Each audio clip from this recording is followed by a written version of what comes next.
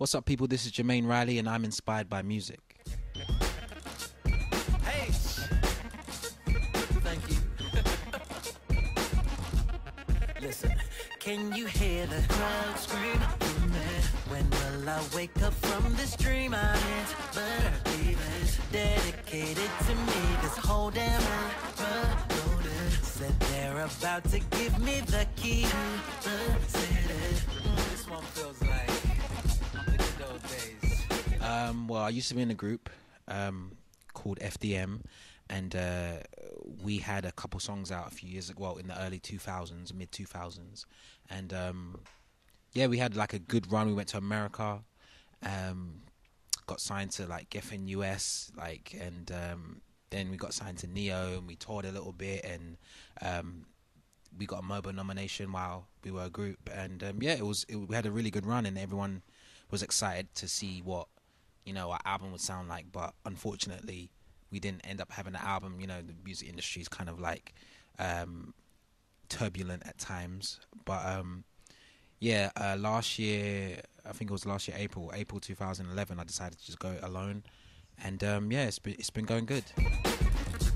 This one feels like the good old days. What made me go solo was basically we couldn't really see eye to eye in terms of our direction on the business side. Musically, we were always, you know, on the same page. However, it got to a point where I believed that we should have started again, like literally from scratch, from ground zero, in terms of our team, and we didn't really see eye to eye, so had to kind of figuratively pack my bags and move out. So yeah. This one feels like the good old days. Oh, right now on the music, on the UK music scene, I'm feeling Leanne Havis. I'm a huge Leanne Havis fan. Like, I love her. I'm actually in love with her. Ed Sheeran, Jessie J, Tiny Temper, Rita Ora. Who else is there? Starboy Nathan, Cherry V, my boy TZ. Like, yeah, there's a lot of up and coming and established acts like really doing like major things for music, and I'm really I'm proud to be a part of the UK scene right now, because I think like for the first time in a long time we've really got something substantial to say and sing about and to entertain people with, and hopefully I'm like one of the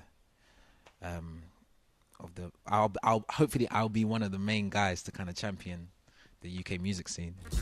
This one feels like the good old days.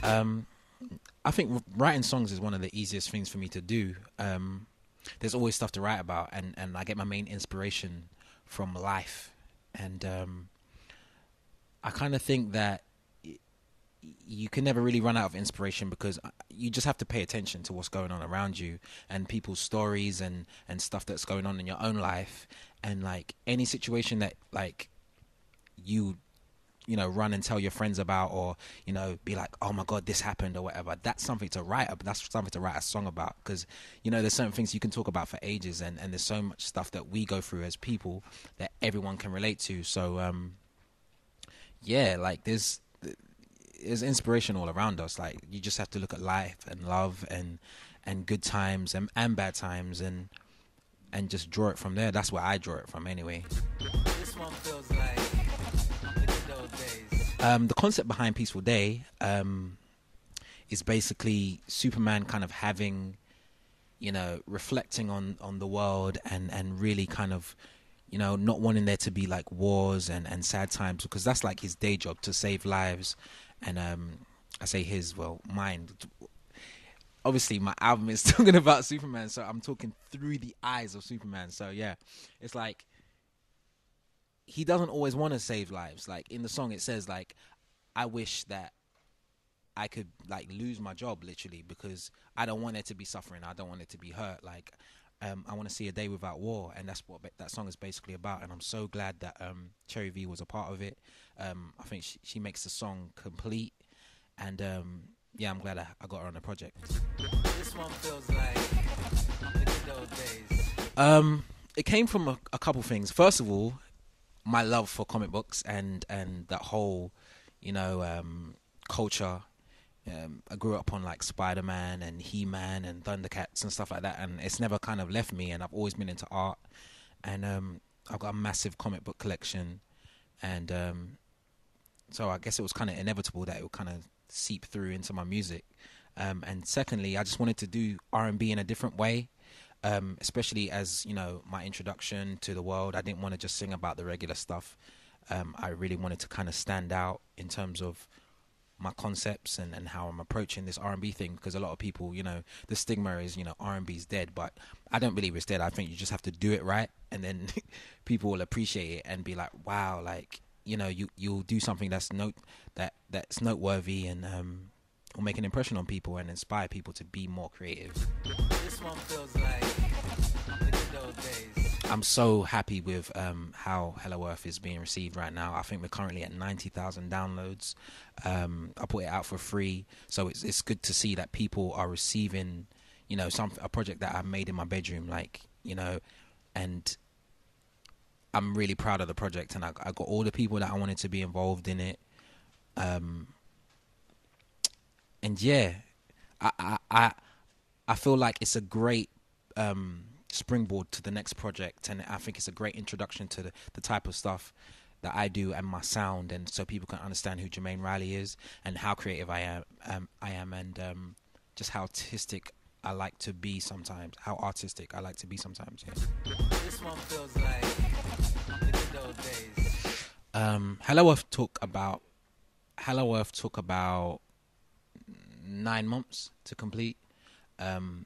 At first, it was meant to be a mixtape. It was meant to be like part 2 to Goodbye Krypton, but I don't know. As I started working on it as I left the group, so I wanted to make it kind of like more of a statement, and I wanted it, people to take me seriously. I didn't want to just throw some refixes out, but I did put out 1911, which was a refix or a mixtape, as it were. But Hello Earth is like my album, and I wanted to make that like my main, like, if you know Jermaine Riley, then you should know about Hello Earth. It's one of them things, like, and I started around April, around the time I left the group, and then I finished literally just before we put it out. Like, I think we did the listening party in, I think it was October or November or something like that, and I was still mixing a song to play that very night. Like, I was literally in the back room of the venue mixing a song to play at the listening party. So it's like it wasn't finished until it was finished and it was out. Like, I literally was working all the way up until the release. So yeah, it took about 9 months. This one feels like the good old days. The second album, it's a delicate process because I want to get it right and I want it to be just as significant as Hello Earth. What you can expect from it is just a lot of vulnerability. Like, it's not going to be about Superman.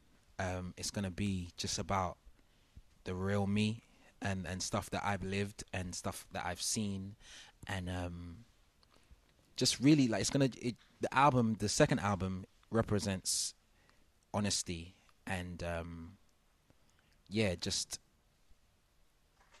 realness.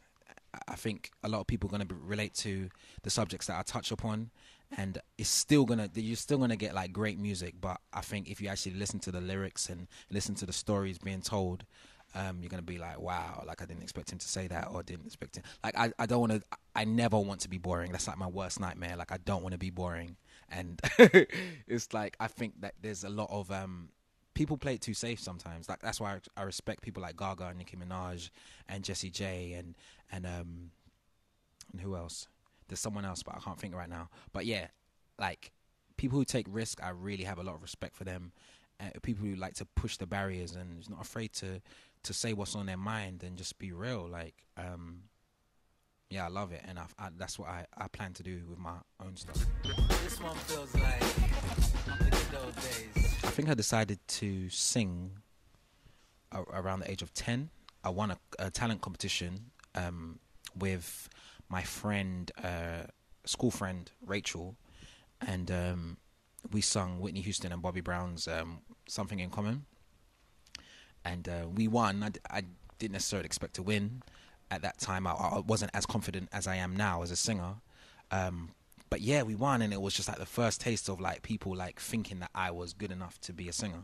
So yeah, that was pretty much when I decided that this is what I wanted to do, and I never kind of looked back. I never thought to myself, okay, cool. Well, if this doesn't work out, like I've never thought if this doesn't work out, I just, I'm still trying to grind and get to where I'm going.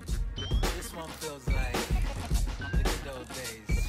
My second dream job would be probably graphic design, animation. I love manga movies and anime and just cartoons in general. Like I've always been a fan of them, and yeah, I think that's something that deep down inside I wanted to study. Like I started doing an art course, like because I went to the Brit School, I was doing an art course as well as the course that I was taking, but music just took over basically, and I didn't even finish my course. Like so I just said, cool, I know what I want to do, guys. See you later. So yeah, but I'd love to do like that, and hopefully one day, like if I get enough money, if I get enough success, like I'll have my own cartoon or something like that. Like that would be so good. That's so dope. So yeah. This one feels like the good old days. A random fact that people may not know about Jermaine Riley. It's really hard because I'm so honest on Twitter and stuff. You may not know I cut my own hair. I've been cutting my own hair since I was 14.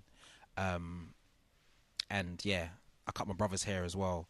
But yeah, that's just a random fact, I guess. I'm a barber. This one feels like the good old days.